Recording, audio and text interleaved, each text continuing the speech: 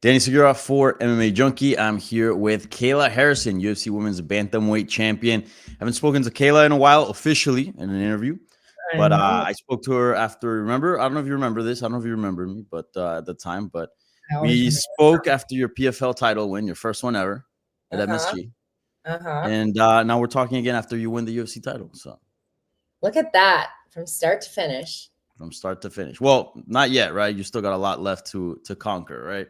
100%. You're right. Not finished. From Yeah, start to halfway there. halfway there, bro. Yeah, yeah. First of all, how are you? How's champ life? You won the belt, obviously a huge moment. You've been wanting that for years. You've literally been targeting the UFC belt. You got it.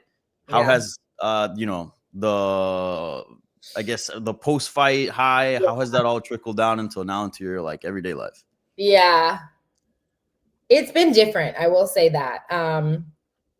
One of the things I've been super blessed to have had success in other areas and in other arenas of my life. So I kind of had an idea, but winning an Olympic gold medal in judo in the United Mhm. States is like, I don't know, there's like 12 people who saw it. So having this kind of success on such a huge platform, nationally and globally I'm glad that I had the journey that I've had to prepare, but I can see how it's like overwhelming because I'm overwhelmed and I feel like I've got a good head on my shoulders and I'm still like, In like a bad way or um good? no, I mean most of it's great. Like, okay, first of all, yes, let me clarify. Like I'm living in answered prayers. So it's not there's nothing bad. It's just I think the biggest change for me has been that there's more. Like there's more eyes. Now all of a sudden everyone has an opinion about what you're doing. There's more asks. Like I have 170 some unread text messages and I'm so overwhelmed by it that I'll Yeah. like answer 10 and then like throw my phone and be like, all right, I gotta get away from it. It's just more. There's more, which is great and beautiful and fantastic. Like I'm literally living out my dream. And I have to like stop and remember to like be present and Yeah. smell the roses and like realize that maybe to other people things have changed, but nothing has changed for me. Like I'm not done and I'm still just Kayla, I'm still a Mhm. mom. I still like whether I it was very so I won the fight, you know, get an interview by Joe Rogan, get the belt wrapped around my waist by Dana, uh, do a face off with Amanda, meet the president, get invited to the White House, like all this awesome stuff, go to a diner after my fight, have a great post fight celebration with all of my people who've been a part of my journey for years. And then I get on a plane the next day and I come home and like my son's like, Mom, I pooped. Like I gotta go like wipe my Yeah. kid's ass, like it's like it's funny. It's good. It's Yeah. been it's been That's really good to hear. Yeah. Um, Comparing like the times that you've won Olympic gold medal, even like your first PFL title, and like all these like milestone moments, mm-hmm. is the high the same, or would you say the UFC one is bigger? Can you compare and contrast? Obviously, like um yeah, it's so hard to compare. I mean, I think it's hard to compare just also because of who I am. Like there've been so many different versions of me along the yeah, journey. Um, from my first Olympic gold medal to my second to my first PFL title to the next, like to now. Um, but it definitely was special. It was and very surreal. Like it reminded me a lot of my first Olympic mhm, gold medal simply because like the whole day I was kind of just like not an out of body experience, but like almost like a super in body experience where I was just like so present and so alive, like just so alive and yeah, walking in my purpose. And that's kind of how I felt at the Olympics too. Like I woke up on the day and I was like, oh, I'm going to be Olympic champion. And I mean, the odds of that happening were very, like, no one had won an Olympic gold medal. No. Statistically, judo is not, there's not a lot of people who do judo in the United States compared to other countries. So, like, probably shouldn't have happened. But I woke up and I just knew. And it was very similar at UFC 316, where I just was like, yeah, this is my purpose. And I'm going to go out there and do my thing and enjoy every second. Yeah, that's awesome. Because I feel like when I speak to a lot of fighters, especially like when you do like a retirement interview, when, they announce retirement, then you kind of speak to them to kind of, remember their career and talk about it. One of the things that I've noticed, like a lot of people say, is like they weren't present enough. But it feels like from what you're saying, quite the opposite. Like you were very present. Like you were very aware. I think that's probably the right word, aware. Like they wish they were more aware of the moment. And but I think too, that is like because of the journey that I've had where, I'm not a spring chicken, and I've been doing professional sports since I've been doing 2 a day since I was 12 years old. So, I would say for the first 10 years, I did not enjoy the journey, and I was not very present. And even in the second half, like I was sort of just like pushing through it. Like, I got to get there. But, now I also have a lot of luxury, right? Like I'm not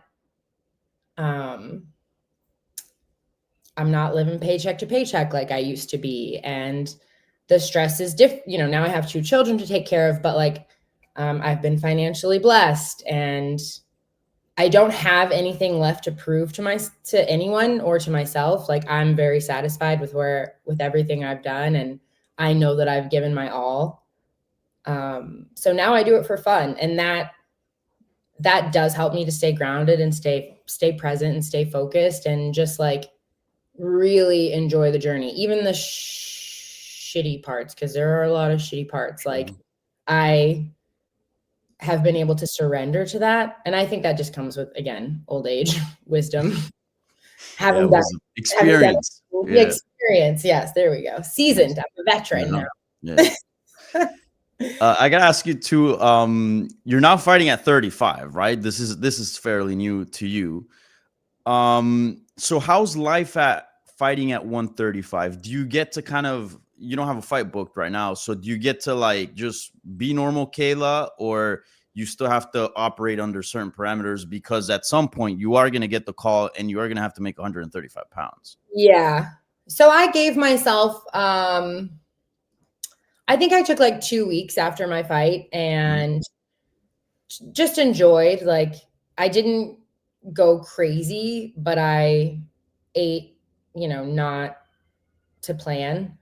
But now I was back in the gym after 2 weeks. I've been training every day. I'm not training 3 times a day. I'm just training once a day, continuing to get better, kind of waiting for that call. I'm not doing my slow, steady state cardio, but I am back on a meal plan. I am eating clean.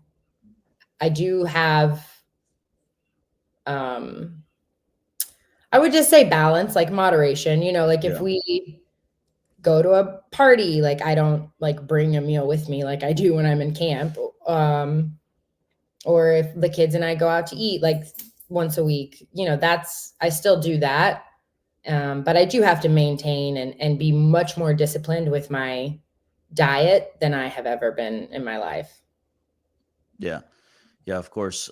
And I won the Olympics on pizza rolls and Diet Coke. Like we're not talking about, like, I was not and so this is all new for me, but I think it's good. It's helping me grow and live a cleaner, healthier life. So that's important. Yeah, I guess it sucks. So I'm just like, do I really want to live that long? Like, who cares? Give me the friggin' processed food. Yeah.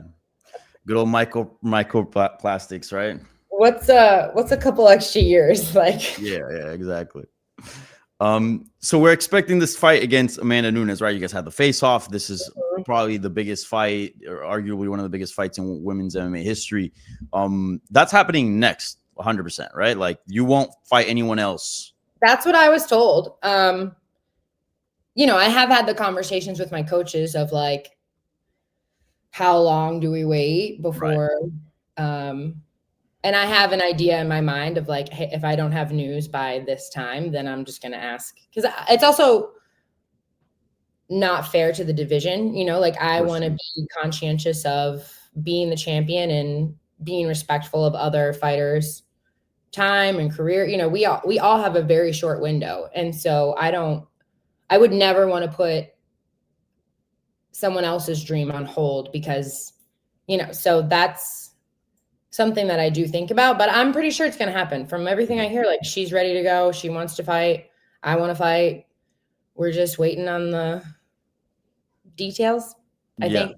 So More or less, like, do you have a picture in your mind of what that date would look like ideally? Would it be like the start of first quarter of 2026 or? yeah, for sure. I'm going to fight. I want to fight the beginning of next year. Okay, nice. Like, yeah, for sure. Have you started training for her already? Since, like, you know, obviously that's the fight, right? And your Yeah. coaches know her pretty well, obviously, because she trained at American Top Team. Have you Yeah. guys started game planning and preparing for her, or do you do that once you get the contract? Yeah. I mean, you know, 20 fights in, Danny, my game plan doesn't change very much. You know, of course we're, You know, alter little things here and there, right? Pick up on things that she does. Right? we've been training. I mean, this has been, yeah, we've been training and preparing for a while, and yeah, we're familiar with each other to an extent, but my coaches have already got, you know, Anderson. Have you ever talked to Anderson Franca? He's one of No. my he's my Muay Thai coach, my Okay. striking coach. So it's him, Mike, and Mako. But you know, he already has like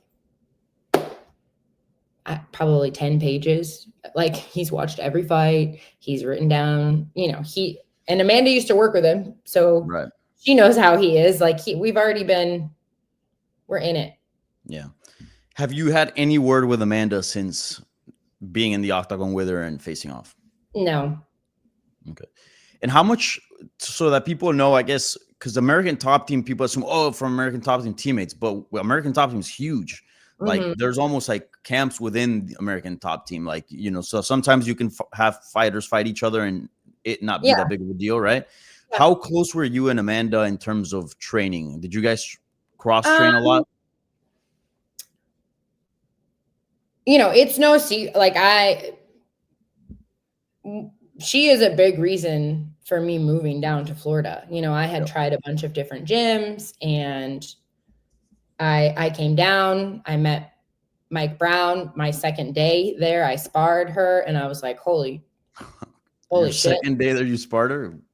Yeah. I don't know what, sketchy, but okay. And I hadn't even had an MMA fight yet, actually. And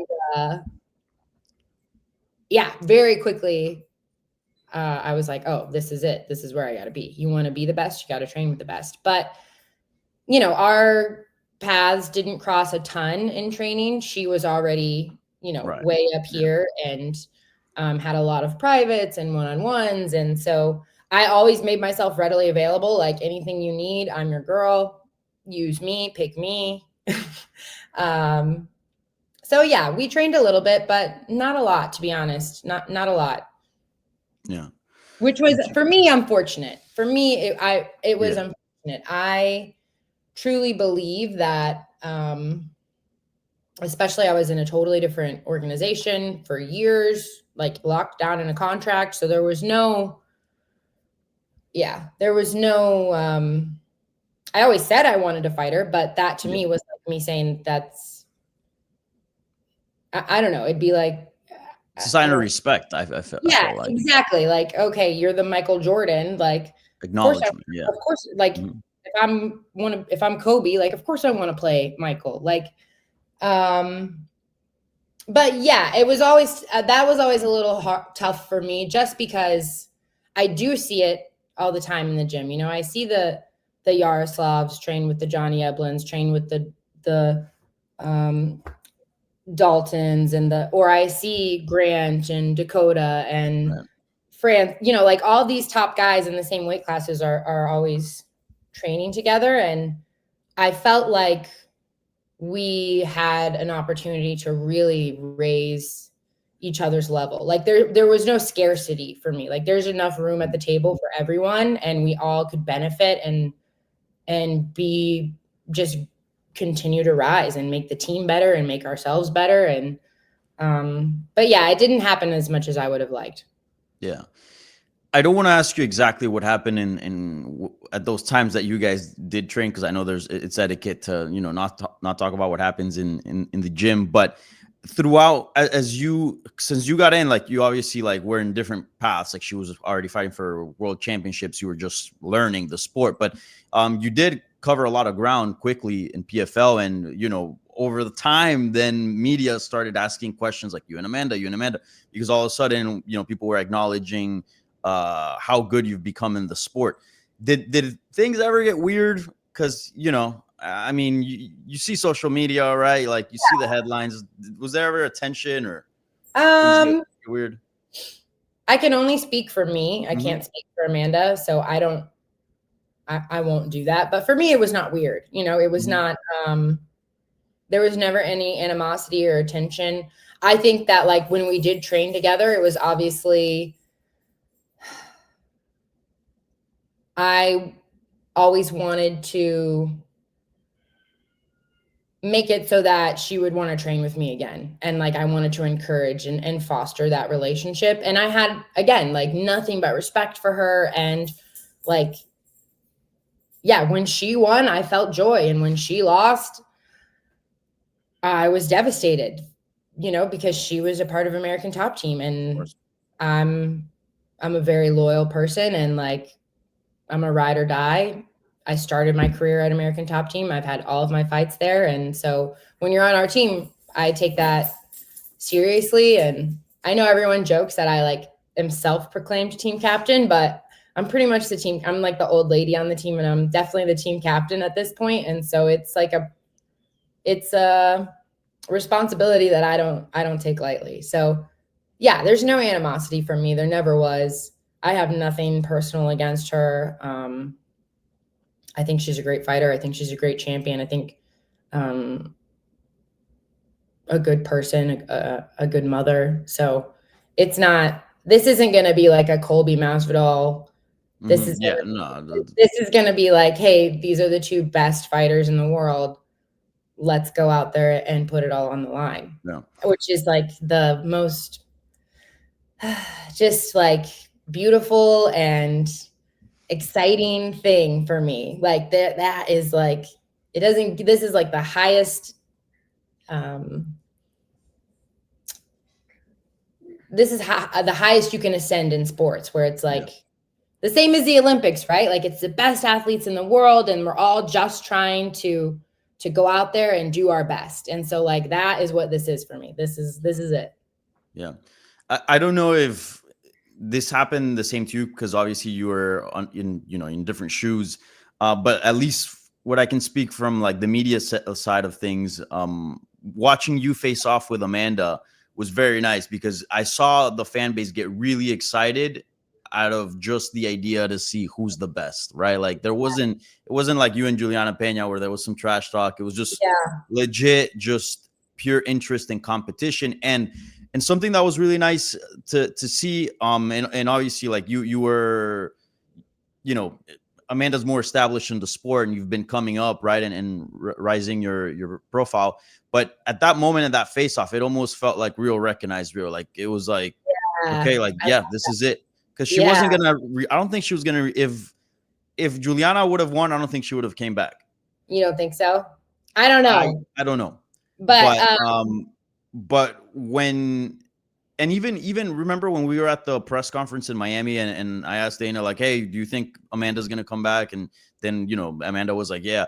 It was a moment where like that's the fight. Like it like you guys have been known for like a while that's the fight, and it's out of just pure level competition. Yeah, I mean, you have to look, so you have to do a little bit of like, you have to go back to the past a little bit, right? When Juliana and Amanda fought the first time, I was a restricted free agent. Mm-hmm. And I do think that if things had been different and Amanda whooped Juliana's ass that night, I think that the UFC would have made an offer that the PFL couldn't match, and it might have come to a head then.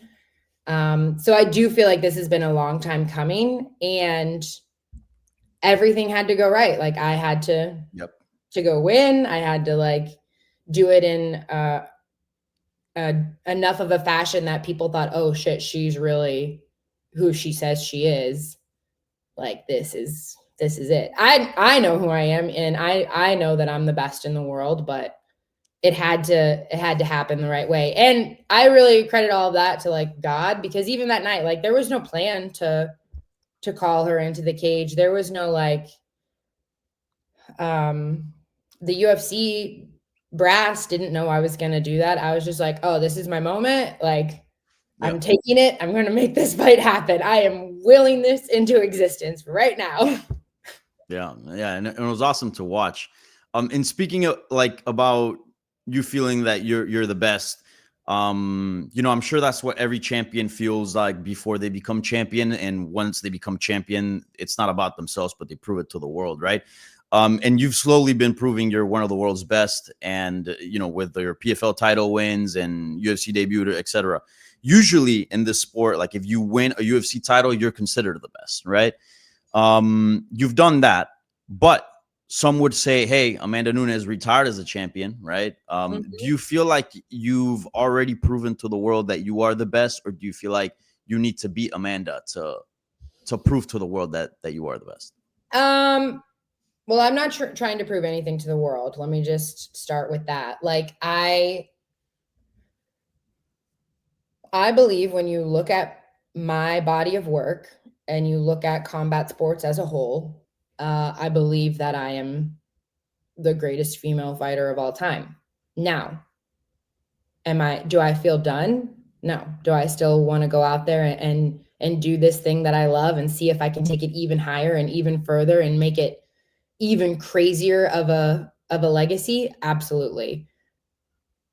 And to be considered the greatest is also like a very opinion based thing. Yeah. Like, it's like impossible.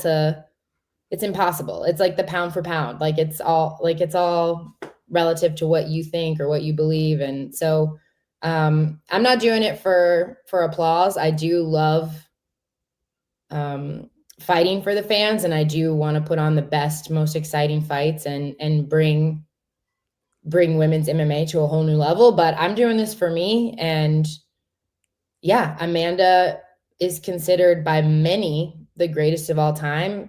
By me, she's considered by me in MMA. Like she beat everybody there was to beat when they were the person to beat. Like her career had that kind of the perfect timing. So I really, I want to go fight her. I want to go beat her and take some more of that. Just make my story even greater. Yeah.